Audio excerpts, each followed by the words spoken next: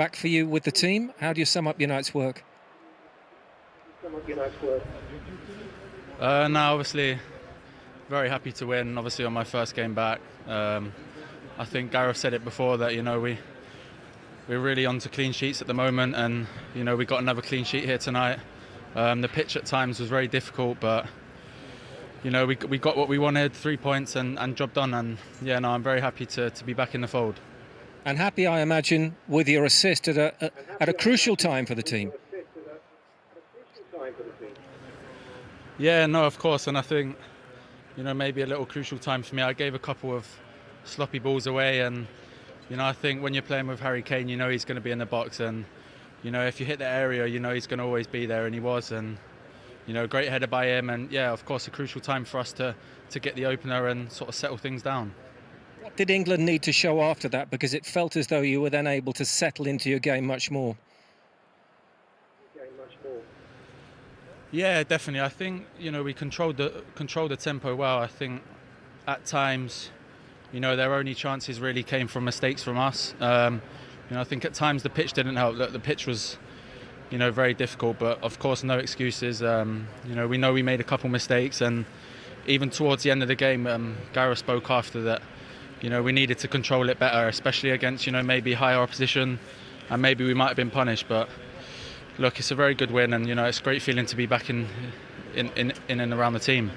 Yes, it's your 8th cap in 7 years, so you'll want to run in the team now. What does it mean to you to be back now, and how much would it mean to you to be part of the Euro squad? Oh no, massively. The last sort of 2 years I've been watching the games and. Really sort of regretting not being able to take my sort of chance when I had them. And, like I said, I'm just so happy to be back. And, even if I'm not playing, I'm just around the squad. It's still brilliant. And, of course, I'd love to be in the Euro squad. I think every single English player would want to. And, there's very high competition. Chile played the other night, was outstanding. And, he's a really, really good player. So, competition is great. And, I'll just keep pushing myself. Gareth, where do you place that night's work? Well, what pleased me, difficult pitch to move the ball on, so we adapted well to that. I think we controlled the game, and after about 25 minutes we just changed the shape of the midfield a little bit, and we looked a lot more dangerous. They were a different formation to the one they've played their last 25 matches, so I thought we adapted well to that. We were comfortable for most of the second half. I just thought at the end of the game we had opportunities to make it 3 and should have killed the game off. And I didn't like the way we managed the game in the last 15 minutes, charging forward when we didn't need to, throw in at the end that we nearly conceded a goal from. So pleased with the win, but I think there were areas that we can certainly tighten up on.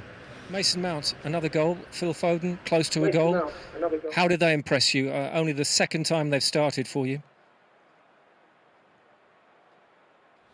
Yeah, very good. I think both of them, you can see in those games where there's very little space, the way they manipulate the ball through those tight areas, their vision, they're both a goal threat. But they work so hard as well for the team. Both of them really pressed well. When we lost the ball tonight again, we pressed really well, and they started that press.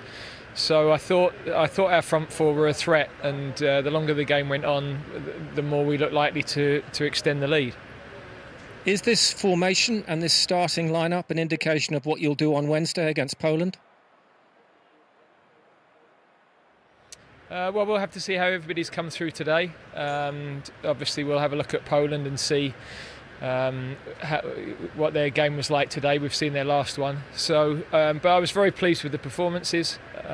We know that we've got some depth to come back in if we need freshening up. So we'll just see how everybody reports in the morning. Only the winners qualify automatically. So Wednesday's game against Poland at Wembley, absolutely key, no question about that. Do you file that under efficient, professional job well done? Yeah, exactly. Comfortable evening. I think once they got the second goal, the players no doubt switched off and they would have been focusing, on the Poland game. took their foot off the gas. They probably could have been a bit more ruthless, I suppose, in the 2 games they've had over the last few days.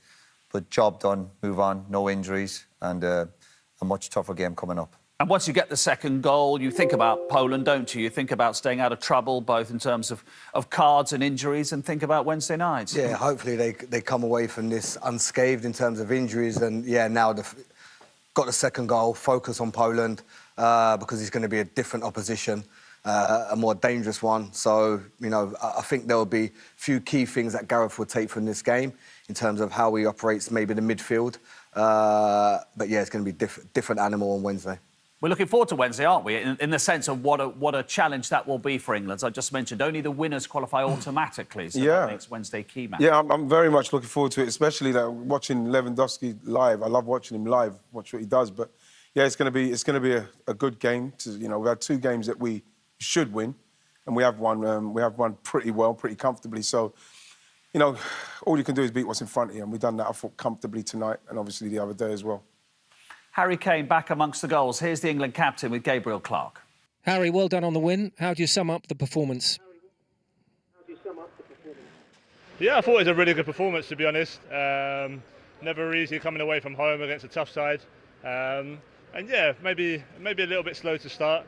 We kind of changed our formation halfway through the first half, and I think that definitely helped. We got more runners in the box, more attacking play, and then obviously getting a goal before half-time was great. And then, yeah, I thought we controlled the second half well. They didn't create too many chances, so overall a good night. You hadn't scored, as you'll know, for 6 England games. Is that something you'd been hard on yourself about or not? No, I think I've always said as a striker, sometimes you go through spells where everything you touch goes in, and sometimes it just doesn't quite go your way. I think I had a few off the line in that spell, an offside goal that I don't think was offside. So, and that's part of being a striker. You know, you just got to stay focused on doing your job for the team, and thankfully we've done that as a team today. And like I said, it's great to get the 3 points. How much is your role evolving with this group, dropping deeper to set up chances as well? Yeah, I think it's been part of my game for a while now. Obviously, there's been a lot of talk about it this season for club, but I feel like for country,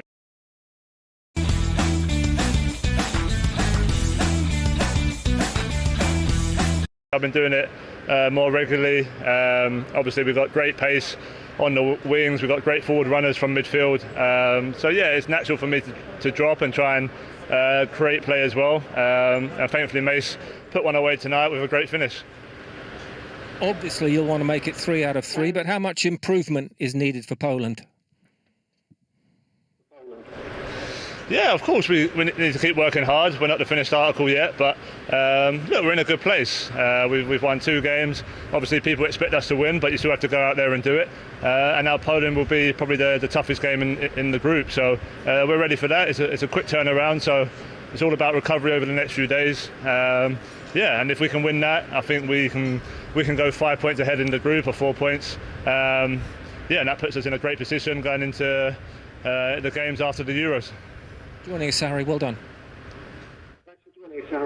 Cheers, thank you. Cheers. Let's look at his goal first, then we'll talk about, which we did at half-time, about dropping deep in this game and the impact it has on him and the England team. But looking at his goal, his first in 7. Yeah. So he would have been acutely aware of it. You goal scorers are with yeah, but the thing is that, like you know, when you haven't scored in 7, you think to yourself, I want to be in there, because this is the kind of game you're going to be playing in where probably going to get chances if the ball comes into the box. And you can see him here, where he is. That's where you want him. His movement's too good for the defender. You know, he's a top-quality forward, so the defender's waiting, he's on his heels, and he's got the kind of movement, the acute movement, that if the ball's good enough in there, he's probably going to make the kind of the movements that's going to get in front of the defender, and he did. He can see the defender's number, can't he? And you always say, if he can see the defender's number, the defender can't see you. What happens with that? You know, Luke Shaw's delivery is fantastic, you know, but what happens is that he's gone in, and the defender's probably, as the defenders look like that, and as he's done, he's gone. And that's why people say, well, how's he get in front of him? Because the defender's on his heels, looking, thinking, right, he's going to come towards me. Harry Kane's gone behind him and then, bam, in front of him. What would you be saying to, if you were a defensive coach, what would you be saying about the manner in which Albania conceded that? You've got to get over. You've got maybe be a step to the right, you know, maybe on Harry Kane's left shoulder a little bit more. You know, Harry Kane is a very, very clever striker, so he's preparing that space. He's waiting because he wants to go in there. So I would probably take a step to the right and just, you know, cut that off, to be honest. And you would say, because you played with David Beckham, was brilliant at this, don't obsess from those wide positions about trying to pick somebody out. You put it in the air and put the emphasis on the attacker to make the most of it. 100%. Shaw's not looking for anybody there. He's just putting it to the right area. And again, we see Keane, instinct, anticipation, and obviously then the clinical finish. So I love the simplicity of it. Brilliant. Ball into the box. A world-class striker. Finishing brilliantly. Where do you stand on the Harry Kane dropping deep? He was saying there, been doing it for Tottenham for a couple of seasons now, and implying that he was doing it for England, it just hasn't been picked up quite as much. I don't mind in certain games when he drops in. Of course, he does it for Tottenham, and sometimes he's obviously got more pace around him when he's playing for Tottenham or with the England players. I think today's example, he probably doesn't need to do it because they're dominating possession. They're obviously going to be creating chances. That's where he needs to be. And I think Harry knows that. It's a habit he has, and he didn't really need to be doing it today. And we discussed it at half-time. If he were playing in midfield today and he was dropping in, what you'd say to him is, get out of here. Get up the pitch. We're dominating the game. We've got possession. We don't need it. But there will be certain games where he drops in and he picks people out, and he's brilliant at doing that as well. It's just picking the right time to do it. Yeah, well, when we have a look at what he did in the first half in particular, it'll be interesting to see if actually he thinks it is appropriate to do something similar on Wednesday against Poland. Well, you look at this, I think that Raheem Sterling's in a better position. He can stretch him. But then Luke Shaw, he's not even looking. He's not even looking. He's past it to Harry Kane, and Harry Kane's coming into a situation now where you think, well, you've got Calvin Phillips can do that. You know, Declan Rice. You know, he's past it now. And now, once this goes out to the other side, you know, he's now struggling to get into a situation where he can then go and attack the box. Now, if that's going to happen, and people see Harry Kane going short, then they should be going in there and make sure that they fill in for him so as they can attack the box. Because too many times today, there's opportunities where people weren't in there. And because he's not quick, and because he's not quick enough to get in there anyway. It'd be different if he's not electric. Out and then could sprint in like a Rashford, but he's not that quick anyway. What do you think will happen against Poland? Let's assume that the percentage of possession will be shared fairly equally, you would imagine, wouldn't it? Poland are comfortable on the ball. Would you want him dropping in that situation when Poland have more of the ball? On the right time. You know, it's about the time, and there'll be parts of the game where England will no doubt be under more pressure on Wednesday, where Keane will want to drop in and link up, and that's fine. It's just picking the right time to do it. But when you're dominating possession, you don't need any striker dropping in, as good as they are, even in terms of passing. And if he is going to go in, and everyone knows he's going to go in, because he said he's been doing it for England and people haven't picked up on it, but if that's the case, then Gareth and the guys should be saying, right, if he goes, then make sure, if it's Phil Foden, if it's Mason Mount, you go in there and make sure you occupy that space. Because like you saw him trying to get in the box, he didn't get there, and the ball's come in the box and there's no one in there. And if you're a good defender, Poland, they've seen Harry Kane on the halfway line. Yeah, are you happy? They'll be delighted. Yeah. Delighted. Absolutely. Interesting that he talked on international duty about his club future, which doesn't happen very often with England. He's 28 in the summer, and of course he's linked with big clubs around Europe. And he's at a big club now at Tottenham. If he doesn't leave this summer, are you thinking, well, he'll be at Tottenham for the rest of his career, that this is actually the pivotal summer for Harry Kane's club future? Yeah, every time I hear him speak, even he talks about or addresses the situation about the contract, he seems happy. But under the surface, I can tell he wants to win as well. Like, most players want to win. They want to compete for trophies. They want to, finish their career with as many top games, big accolades they can do. And will he do that at Tottenham? I don't think so. So it's going to be interesting for him, whether he stays or goes, but it's going to be a very, very big decision for him. Because he's clearly got a massive emotional attachment to Tottenham for obvious reasons. This is a huge decision for him. Yeah, it is, but he's also a professional. And again, if you're a top player, you want to win the big trophies. A big few months coming up for Tottenham. They've got the League Cup final. Can they get in the top four? Huge question mark. Would that influence him? He's obviously under contract. Tottenham will have a lot to say about it.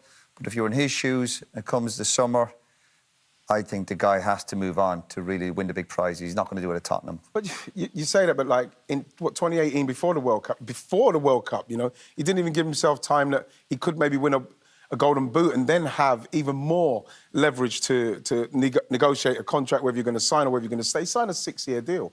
It's still 2024. For him to be talking about his contract now, if I'm Spurs, I'm a little bit upset simply because he was happy to sign it there, 2018, for 6 years. So now he's saying that. It's kind of like throwing things up in the air. And I feel that, it's a little bit, for me, You know what I mean? I'm not keen. But because you sign a contract doesn't mean to say you want to stay there, right? Yeah, but that still gives the club then a bit of power to say, OK, you want to move, you've got 4 years left. At least then Tottenham can say, well, we get 150 million from him, and everyone wins. That can happen. Yeah, but then the thing about it is that if Harry Kane is now, like, talking about that, like, wanting to maybe, you know, what's going to happen with his future and that, then you don't sign for 6 years. You're going into a World Cup. You're going into a World Cup. If you can win the Golden Boot, which he did, you've got even more bargaining power. You can say, well, I don't really want to sign. I want to see how I go. But he signed for 6 years. It's till 2024. If I'm a Tottenham fan, I'll be quite disappointed. In 1838, a French chemist left a beaker in the sun. To hear that, but totally understand what the guys are saying about wanting to win things. But then you think about that before you sign for 6 years. But right, he wouldn't be the first player to sign a contract and then want to move a year or two later. That happens. And that protects the club as much as well, because it protects his value, doesn't it? And he is the one big... I know Son's a very good player, but he's the one big saleable asset Tottenham have, and every club financially is struggling because of COVID. So if they want to reboot the team, that's the obvious place to get a lot of money. Yeah, and of course, and there's parts of Kane's games I've looked at recently where I'm thinking, if he's the captain of the club, I've looked at him games in Europe where they got knocked out, and I said, we need a bit more from you. So sometimes Mourinho or Tottenham will have to say, OK, he keeps making these noises. If there's a big offer on the table, we'll take it and we move on and we'll reinvest it. That's the game. That's what the game's about. I think we're never privy to the conversation that maybe Harry Kane had with Levy. You know, he could have said before he signed a contract, look, I'm going to invest, I'm going to bring better players to this team. So Harry's thought, yeah, good opportunity for me to stay at the club that I love. I've been here for however many years, but now I'm going to build, I'm going to win something at Tottenham because you're going to add, and they don't. So... Well, it's a story that's going to bubble on for as we know. I mean, you know football. It's going to bubble on for a bit. Let's talk about somebody who's very committed to their club, Mason Mount. And also, the way that I asked Ian at the beginning who his starters might be for a first Euros game, I think you'd have to say he's a starter, isn't he? Whatever formation England play, Mason Mount looks like a starter.